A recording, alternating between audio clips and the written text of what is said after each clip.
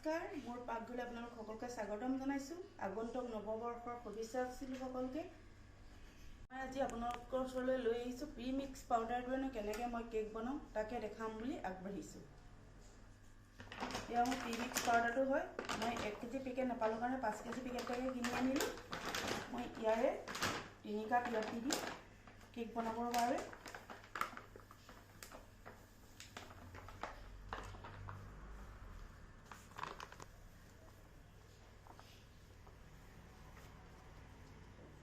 Mix পাউডাৰটো বনাবলৈ সহজ হয়, সব ৰেডিমেড থাকে, সকলো বস্তু ইয়াত দিয়া থাকে।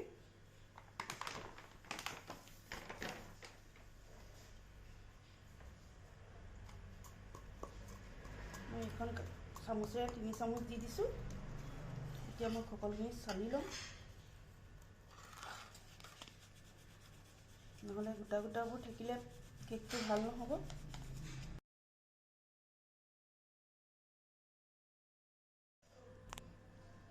মোৰ চলা হৈ গৈছে। মই এইখিনি গোটা গোটাবোৰ এতিয়া পেলাই দিম। মই ইয়াত ফিটিবৰ বাবে লৈছোঁ গাখীৰ এগিলাচ লৈছোঁ, এগিলাচ নহয় সম্পূৰ্ণ, তথাপিতো মই ইয়াত ৰিফাইন 2 চামুচ দিম। 2 চামুচ বেছি দৰকাৰ নহয় ৰিফাইন ইয়াত।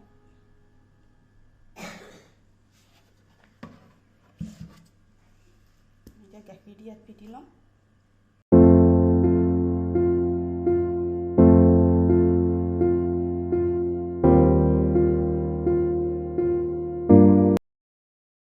কেকৰ সামগ্ৰীখিনি হাতেৰে ভালদৰে পিটি লৈছোঁ ব্লেণ্ডাৰডাল দি। বেটাৰখিনি পিঠা হৈ গৈছে। এইদৰে ৰছী এডালৰ দৰে হৈ গ'লে সকলো সম্পূৰ্ণ হৈ যায়। এতিয়া মই কেক পিনটো ৰিফাইন অকণমান সানি ল'ম, সানি তাত পেপাৰ এখিলা দি ল'ম।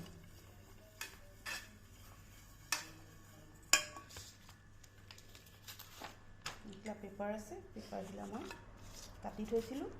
এতিয়া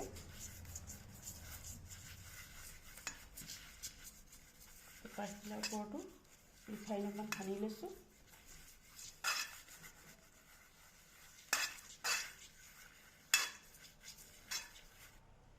কেক পিন তৈয়াৰ হৈ গৈছে। এতিয়া মই পেপাৰখিনি ইয়াত ঢালি দিম।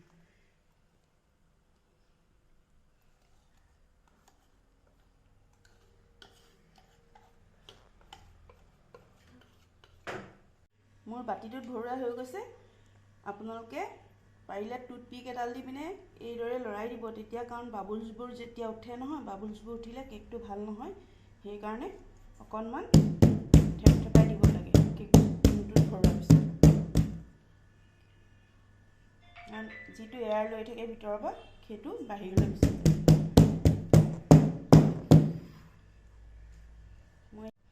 মোৰ কেকটো অভেনতেই বনাম। অভেনত অলপ মই প্ৰিহিট 5 মিনিট দি ল'ম।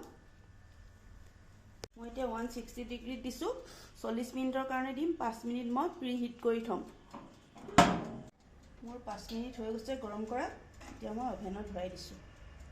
তাৰপিছত 40 মিনিটৰ পাছত হৈ যাব যেতিয়া এইটো বন্ধ কৰি থৈ দিম অভেনটো। মই এইটো ক্ৰীম বেল লৈছোঁ। ফ্ৰিজত আইচত সোমাই থাকে কাৰণে মই 2 ঘণ্টা সময় বাহিৰত উলিয়াই থ'লোঁ। এতিয়া মই ইয়াৰে একাপ উলিয়াই ল'ম। এতিয়া মই ইয়াৰে একাপ আইচিং কৰিবৰ কাৰণে কেকত উলিয়াই লৈছোঁ।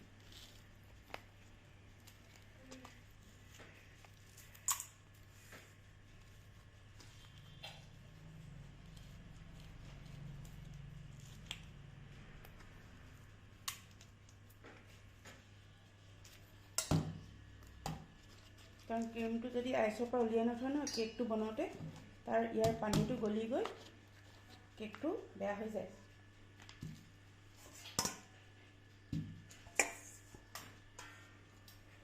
ইয়াতে ক্ৰীমখিনি দি লৈছোঁ। মই ইয়াক এতিয়া ফিটি ল'ম।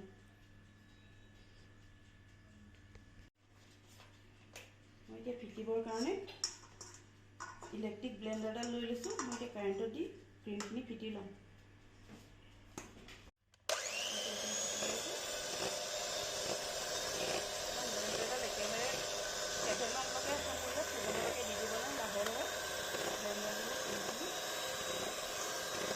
বহাই যাব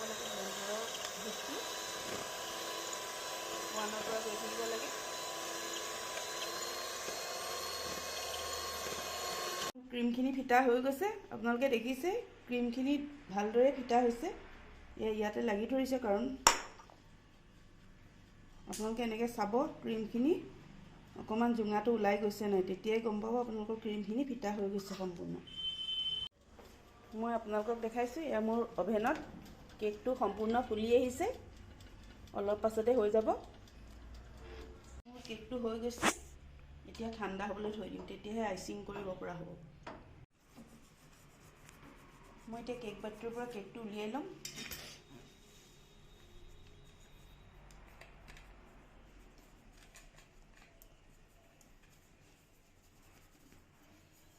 সম্পূৰ্ণ হৈ গৈছে কেকটো। চব আপোনালোকে কাগজখিলা এৰুৱাইও দেখুৱাই দিছোঁ মই। এতিয়া মই এইটো 3টা লেয়াৰত কাটি ল'ম, কাটি ক্ৰীমখিনি লগাম। মই এতিয়া কেকটো বনাবৰ কাৰণে কেক বৰ্ড এখন লৈছোঁ। তাত অকণমান কেকটো ফালি নাযাবৰ কাৰণে ক্ৰীম লগাই লৈছোঁ। মই এতিয়া ইয়াতে এটা পিচ দি দিম। মই 3টা লেয়াৰত কাটি লৈছোঁ কেকটো। মই ইয়াত চেনি চিৰাপ দি দিম। চেনি চিৰাপ গুলি থৈছিলোঁ মই।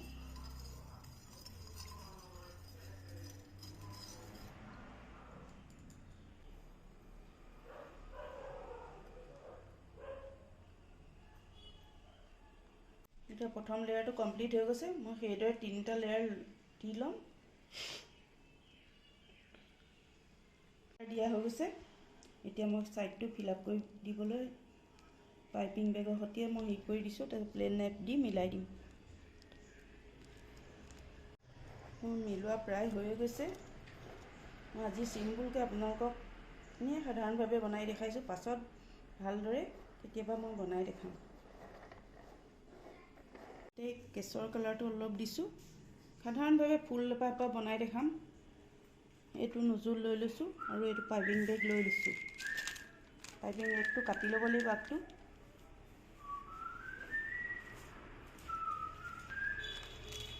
মই কেঁচিখনে পাইপিং বেগটো আগটো কাটি লৈছোঁ।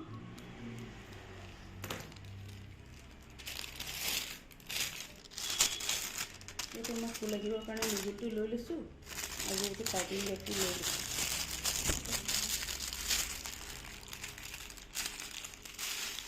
ৰেডি কৰি লৈছোঁ। মই কালাৰটো মিলাই ল'ম। এইটো ধৰাই লৈছোঁ কাৰণ গিলাচটো দি ল'লে সুবিধা হয়, ক'তো নালাগে।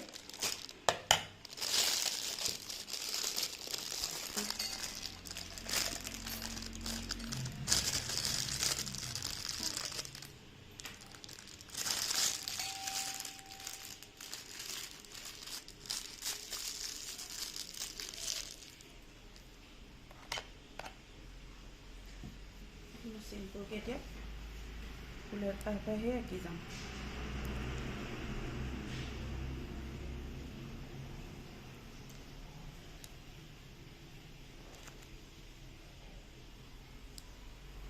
মই দেখিব ভাল হ'বৰ বাবে ছাইডটোতো অলপ দি দিছোঁ, দেখিবলৈ যাতে ধুনীয়া হয়।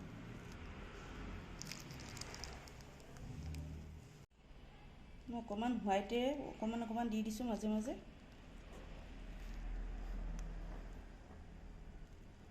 মই এতিয়া ইয়াত গল্ডেন বল লৈছোঁ, এটা এটা দি দিম ওপৰত।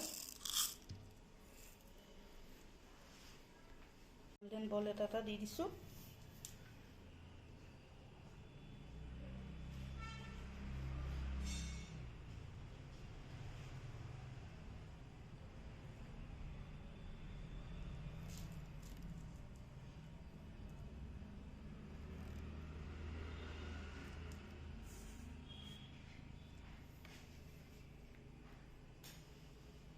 চিম্পুল হোৱাৰ কাৰণে কেইটামান দি দিছোঁ পেলাই।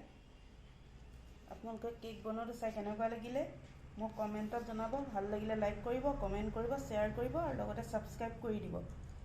আৰু এনেকুৱা ভিডিঅ' দি থাকিবলৈ সদায় চেষ্টা কৰিম।